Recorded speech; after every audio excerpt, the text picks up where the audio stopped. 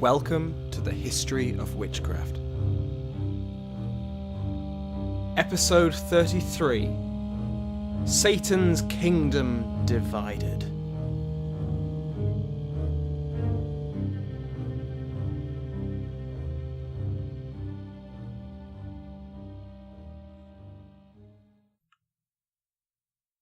Sometime in the late reign of James VI and I, in a small rectory in a small village, a husband and wife were going through a trial countless families have endured throughout time, although the husband was in substantially less pain. This trial was, of course, childbirth, and the woman had gone through it at least 3 times before. The husband, surrounded by his fellows, were praying to their God to keep both mother and child safe from evil during this dangerous procedure.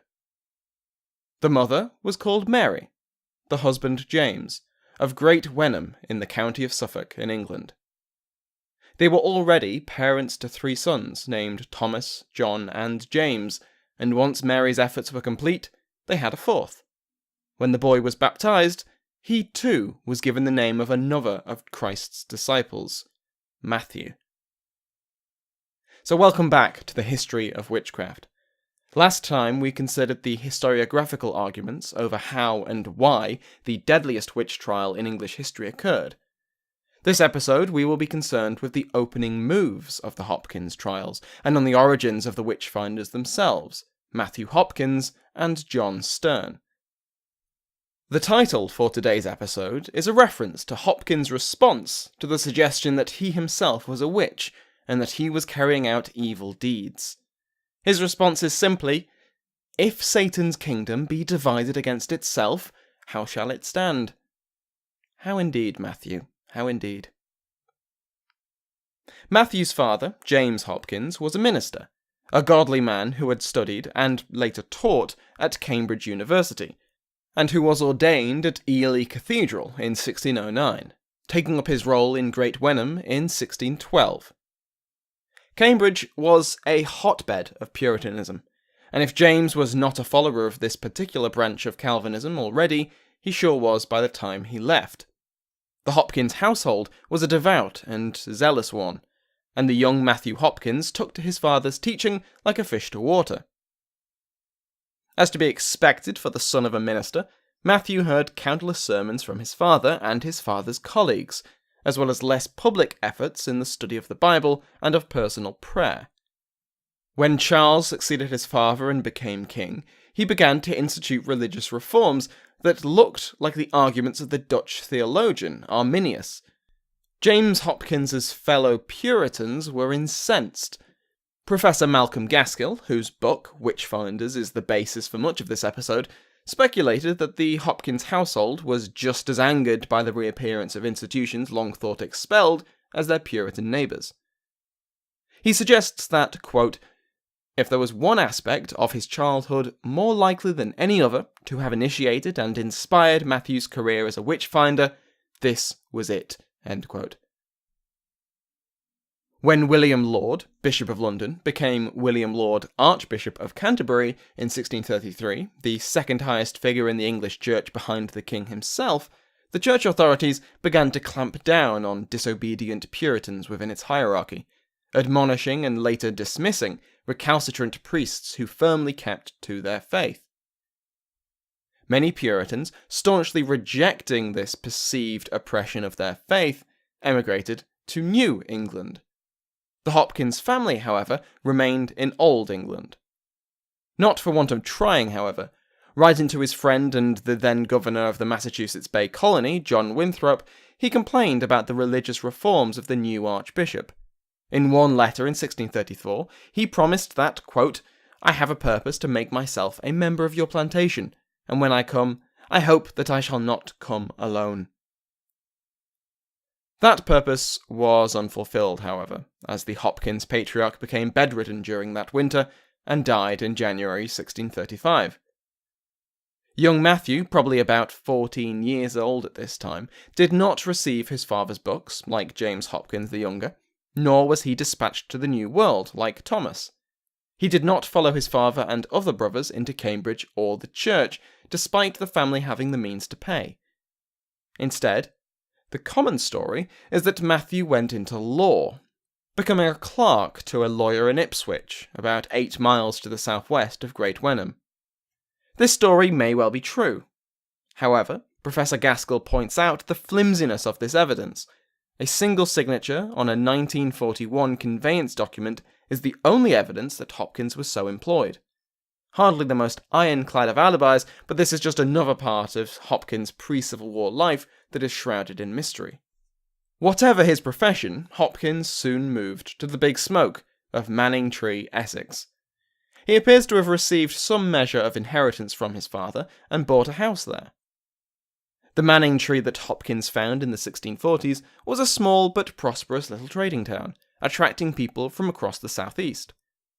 One of those people was a John Sterne, who was in his mid-30s when he appeared in Manningtree in 1645. He had grown up in rural Suffolk, like Hopkins, and had married a woman called Agnes Corston, unlike Hopkins, and made a home in Bury St Edmunds, having a daughter sometime before 1644. Like Hopkins, Sterne was a zealous Puritan, and when they met, in the words of Gaskill, each saw a future in collaboration with the other.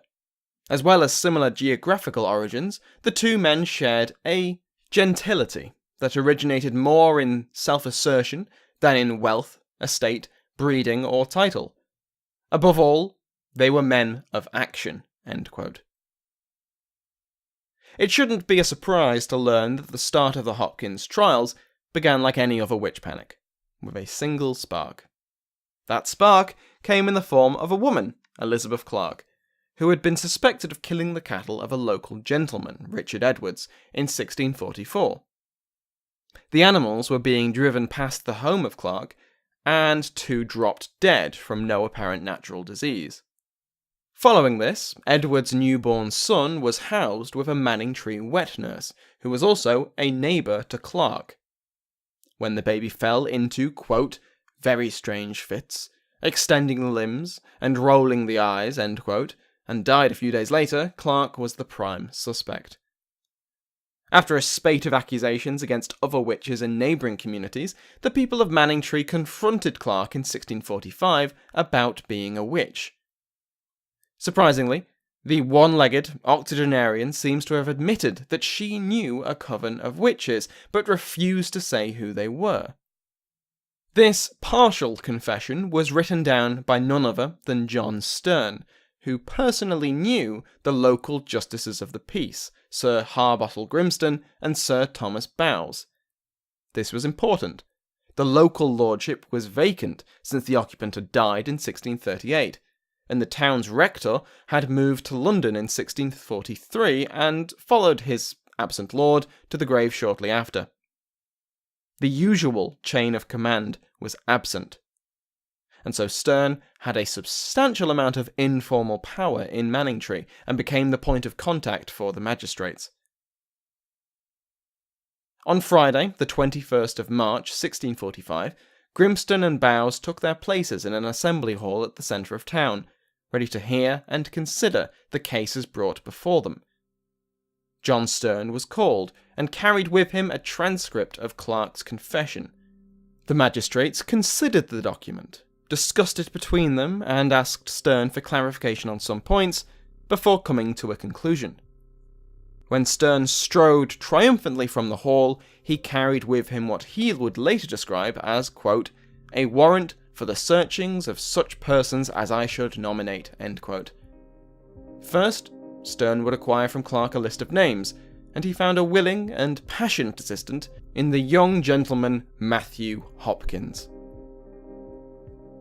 Now, despite her previous willing confession, Clark now refused to incriminate herself further.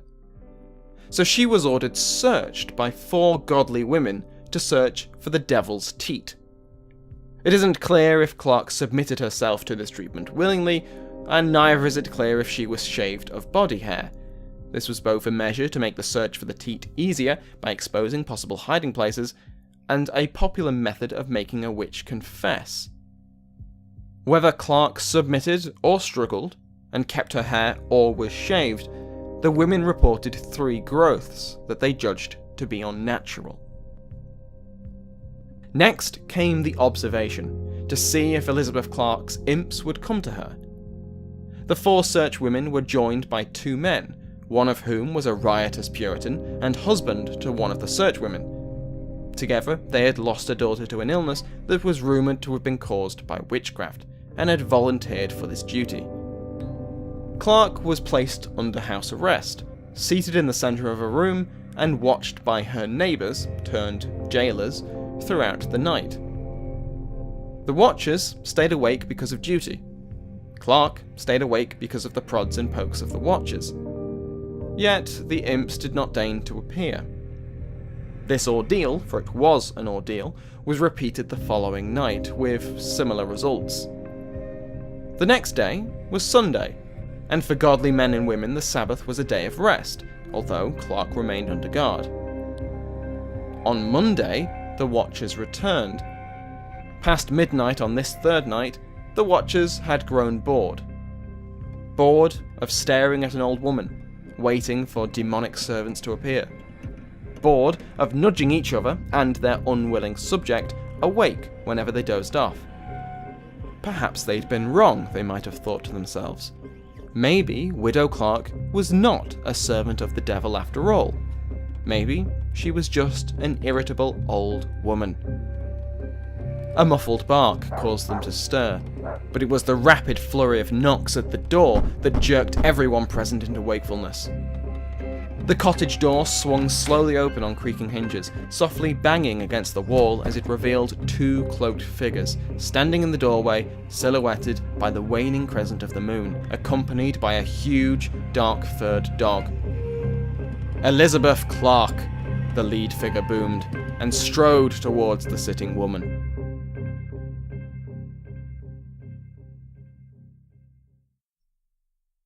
Thank you to Professor Gaskill for that vivid imagery. Now, suffice it to say, these shadowy figures were not the servants of the devil, but they were just as friendly. They were, of course, John Stern and Matthew Hopkins, come to hurry this process along. Both men demanded the names of Widow Clark's accomplices, again and again, while Clark remained impassive. She'd been kept up for at least 3 days out of the last 4, possibly even Sunday too. She was in her 80s, without a family, missing a leg, in poor health with 2 strange men shrieking at her. In her position, I'd be very happy with impassive. According to Gaskill, who is himself basing this tale on the writings of the Witchfinders, Clark kept up this strong front until the men gave up and went to leave. Only then did the poor woman speak up. If they promised not to hurt her, she would show them her imps. At first, Hopkins was reluctant, fearful for the harm the devil's demons could inflict. When asked why she was not scared of them, Clark supposedly responded, "What, do you think I am afraid of my children?" Overwhelmed by exhaustion, and believing their promises that she would not be harmed, Clark went on to answer the question that all present wanted to know. Quote, "Hath the devil had the use of your body? I desire to know the truth, and no otherwise." End quote. She responded simply, "It is true." When asked by Hopkins in what form the devil had first approached her, Clark replied to him, quote, "A tall, proper, black-haired gentleman, a properer man than yourself." End quote. I'd like to think that Hopkins felt a little bit embarrassed there, maybe, especially since Stern then asked her who she would rather sleep with, and Clark said the devil. She went on to say that she had first had diabolic intercourse 6 or 7 years before, that the devil visited her regularly and begged her for sex, and that these sessions lasted throughout the night. Warming to her theme, Clark then called out for her imps. According to Hopkins and Stern, half an hour after Clark called out the name Holt, a small white creature, like a small cat, appeared to greet Clark before retreating into the shadows. Then, Clark called out, "Jamara," and lo and behold, another creature appeared, described by Hopkins as, quote, an imp like to a dog, which was white, with some sandy spots, and seemed to be very fat and plump, with very short legs, who forthwith vanished away, end quote. Next came Vinegar Tom, which appeared like a greyhound with the legs of a deer, followed by a ferret-like imp, and one like a toad. Asked if there were more, Clark stated that these creatures could change into different shapes, and that there was one that was out, still doing the devil's work, Sack and Sugar. This Sack and Sugar would soon return from his business, the most foul, cruel, and bad-tempered rodent you ever set eyes on, with a vicious streak a mile wide, who would rip Stern and Hopkins to pieces for trying to have her swum. After that, I'm sure the wait was an anxious one, but when the creature finally appeared, it was just a rabbit. Not a killer rabbit, mind you, just a rabbit.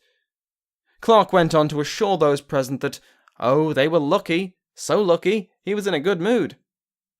Clark declared that anyone found with a mark like hers was in league with the devil, but that their absence was not the same as innocence. She recounted how she had, according to Gaskill, given permission to the devil to kill the livestock of her neighbours. She went on to do something we have seen many a time in the history of witchcraft, although not often in our episodes in England. She denounced a fellow witch. The naming of accomplices under pain of torture and threat of death is prevalent throughout European witch trials, and yet rarely occurred in the same manner in England. In Scotland, yes, as we've seen, but even with the union of the crowns, this behaviour didn't find its way into the normal English judicial system. We've covered this before, but it bears repeating. Torture in trials of witchcraft was not permitted, and so even those believers in a witchcraft conspiracy had fewer ways to force denunciations. Sleep deprivation was just one of the loopholes these witchfinders made use of. The name that passed the lips of this old, crippled, exhausted, and possibly delusional woman was Anne West of neighbouring Lawford. West had already been arrested once news spread of the magistrate's actions against Clark. The reputation of West and her daughter Rebecca was already poor. They were outsiders to Lawford, only having lived in the village for a few years. Their outward piety was rumoured to be merely a cover for their diabolic intent. In 1640, less than 2 years after first arriving in Lawford, Anne was accused of murdering the son of a prominent yeoman with sorcery. This accusation never led to charges, but the accusation of his neighbour the following year did. West was tried for witchcraft in spring of 1641, and acquitted of all charges. All well and good then? Hardly. At the next assizes, a petition was brought to the Assembly that branded her, quote, a very dangerous person amongst her neighbours, end quote. Convinced by this court of public opinion, Justice Bowes had her arrested. When she could not raise the money to pay her bail, she was transferred to Colchester Castle, an ancient Norman fortress that was now, like so many medieval fortifications, fit only to keep people in, rather than out. She was held there until March of 1642, whereupon she was brought before the Chelmsford Assizes, where she was again acquitted of all charges. We'll return to Anne West in a moment. The truth of this interrogation of Elizabeth Clark is unknown. All of this seems to have come from the Witchfinders' own account, and while it's a certainty that they have heavily embellished their tales, something has to have occurred that night, and it certainly wasn't the summoning of the devil's servants. A woman who, possibly out of senility or exhaustion, believed herself to be a witch, introduced her pets to a claustrophobic, dark, tense room, and told people who not only fully believed in the supernatural, but were here to meet the imps, that these animals were the imps in service to Satan. This seems to be the most persuasive interpretation. The entire incident could have just been invented out of whole cloth after the fact by the Witchfinders, except for the fact that these details were brought up in Clark's trial, and so could have been disputed by the other witnesses at the time. It is noteworthy that the two Witchfinders describe the beginning of these events slightly differently. For starters, in Hopkins' discovery of witchcraft, it was he himself who began the investigation a year before. He claimed to have overheard the witches of Manningtree discussing their deeds, and when discovered, they'd threatened to kill him. This is just one of many, many embellishments, half-truths, and outright lies that we find in his discovery. Once this ad hoc interrogation was complete, Hopkins left with his greyhound and went straight to the home of one of Clark's supposed victims, Richard Edwards, and told him that she had admitted to killing his pigs. He seems to have stayed the night and left early in the morning.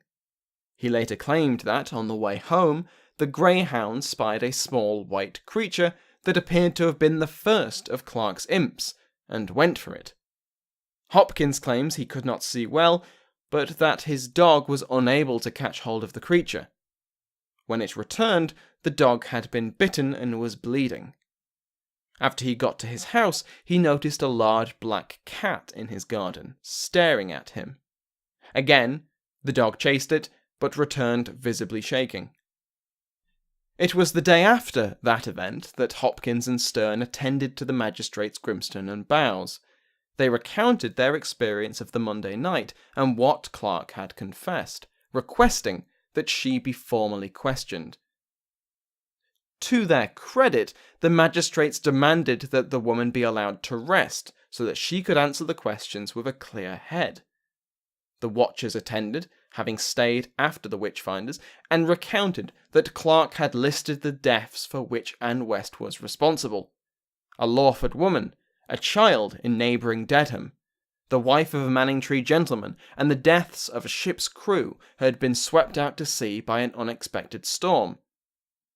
Clark was now brought in, shaken awake from her short rest, and asked to begin at the beginning, and so she did. She recalled that about 6 months prior, she had been gathering kindling when Anne West passed her by. West had taken one look at this poor, old, disabled woman, a bundle of kindling under one arm and a crutch under the other, and made her an offer. Quote, "There were always ways and means for her to live much better than she did." End quote. As West departed, she promised to lend Clark a kitten who would bring her food. A few nights later, 2 small furry creatures visited Clark and promised to, quote, "help her to a husband who should maintain her ever after," end quote, in return for feeding. Clark agreed, and they suckled from her. This confession launched Hopkins and Stern into their infamous careers. Clark takes pride of place on the first page of Stern's account of his witch-hunting role, with him recalling that she, quote, "was the first accused, and her marks and confession the beginning of our knowledge," end quote. In the middle of April 1645, Matthew Hopkins rode through the Essex city of Colchester. The ancient Roman city was a thriving trading hub, a meeting place between poor local weavers and the rich Dutch merchants who bought their wares. The city was a staunch parliamentary stronghold, far from the military front, but dedicated to the spiritual one. The streets had been full of news from the capital. The self-denying ordinance had just been passed weeks before, and the forces of the godly were to be reorganised into a new model army. Members of Parliament could remain either politician or soldier, but not both, and so focused on their chosen responsibility. The civil war between King and Parliament entered a new phase. But the young man had no involvement in this, although he considered himself a godly man and would probably have been in favour of the ordinance. His attention was focused not on the military of modern England, but on a symbol of the old. Colchester Castle loomed above him, built centuries ago on the order of William the Conqueror, but it was no longer a structure for war. It was somewhat dilapidated. In fact, if you visit the castle today, You'll actually find it in a better situation than Hopkins did. For several decades now, it had been used as a prison to hold locals as they awaited trial, and one can hardly imagine worse conditions. The prisoners were routinely beaten by the jailers. Some cells were exposed to the elements on account of the roof being somewhat non-existent. The others were condemned to weeks of darkness and filth in the dungeons. All these prisoners were shackled to the walls, some by both their hands and feet. Misbehaviour could result in a stay in the Little Ease, a cell accessible only by ladder, or in the Oven, little more than a hole in the ground. The sleeping arrangements consisted solely of straw, and when it rained the walls themselves ran with water, pooling into stagnant puddles. Naturally, illness and death were common. Provided a prisoner both survived their stay and were acquitted at trial, because remember, this was not the punishment, they were charged for their time there. As Hopkins rode up, he was greeted by the man in charge, Stephen Hoy, and allowed into the fortress-turned-prison. He was led down into the dark cells, where the men and women were housed separately. He unlocked the door to the women's cell, and opened it to reveal, as Gaskill poetically puts it, a tableau of despair. Huddling in the dark, lit by the flickering torch held by Hoy, were 6 women. Among them were Elizabeth Clark, Anne West and her daughter Rebecca, who had been transferred shortly after Grimston and Bowes finished with their testimony. One of the other 3 was Anne Leach, a widow from the village of Mistley, who had been arrested after a search of her person revealed the witch's mark, and who had then confessed to a myriad of offences, including the murder of Richard Edwards' son. Wait, you might be thinking, wasn't Clark suspected of that death? Indeed she was, but that didn't mean the others could not also be guilty. Leach, in turn, had implicated a neighbour called Elizabeth Gooding, and described attending a meeting at Clark's house with Gooding, Clark, and Anne West. Together, they had read aloud from a book, quote, wherein she thinks there was no goodness, end quote. This had led to the denunciation of Leach's daughter, Helen Clark, who was already the prime suspect in the untimely death of the daughter of the husband and wife team that had taken part in watching Elizabeth Clark. I know this is probably confusing. It's confusing me, and I'm able to check my notes, whereas you're probably, driving or doing the ironing. So far, we have Elizabeth Clark, who denounced Anne and Rebecca West after being watched for 3 nights. We have Anne Leach, who denounced the other 3, as well as her neighbour Elizabeth Gooding, and together they implicated Helen Clark, Leach's daughter. Helen Clark was suspected of working with Elizabeth Clark, no relation, to kill Anne Parsley, the daughter of 2 of the former Watchers. All good? Good. Following these denunciations, the larger community became involved. Richard Edwards formalised his suspicions, as did the preacher Robert Taylor. Taylor blamed Gooding for bewitching his horse, and backed this accusation up by pointing out that Gooding was known to mingle with 3 widows suspected of being witches. These widows were, of course, Clark, West, and Leach. Gooding was questioned much like her friends, but insisted she had done nothing wrong. Unlike the other 3, she was not in poverty. Her husband was a shoemaker. Yet by 1645 he had to supplement this dwindling trade with day work as a labourer, while she begged the charity of her neighbours. So while they weren't as deprived as some, the Goodings were far from prosperous, and it appears that Elizabeth had fallen foul of that classic English tradition. She had gone to Robert Taylor for food, and after being refused charity went away mumbling and muttering. It was that night that his horse fell sick. Gooding was not alone in facing this circumstantial evidence. Helen Clark had argued with the Parsleys, at one point cursing their newborn daughter. This was the daughter that, less than 2 months later, died. Anne Leach had been evicted from her farm, only for the daughter of the new occupant to die from a strange illness, as did another woman when she refused to give Leach a bonnet. These coincidences, catalysed by communal strife and suspicion, had led to these 6 women rotting in a dungeon. Hopkins knew all of this, and yet he wanted more. Previous trials for witchcraft in the county had collapsed from lack of evidence, including the trials of Anne West. So he instructed Hoy to remove Rebecca West from the group and have her taken to a private room. Here, in the words of Gaskill, he gently manipulated her into becoming an informer for the crown. End quote. Rebecca had already confessed that the devil had been a father, a brother, and a lover all in one, protecting her, providing for her after the death of her real father. She recalled times when her mother had revelled in the suspicious deaths of her enemies. Yet Hopkins wanted more. He promised the girl her freedom and her life, and she in turn gave him what he wanted: the Sabbat. Now, her previous confession was obsolete, contradicted and replaced by the details of her new one. Now, Rebecca told of her mother, Anne, taking her to an appointment in Manningtree.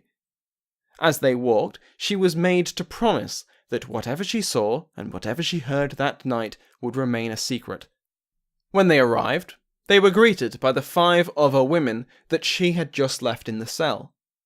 They gathered in a circle, sat on chairs, and demons shaped like cats and dogs appeared, leaping into the laps of everyone but Rebecca.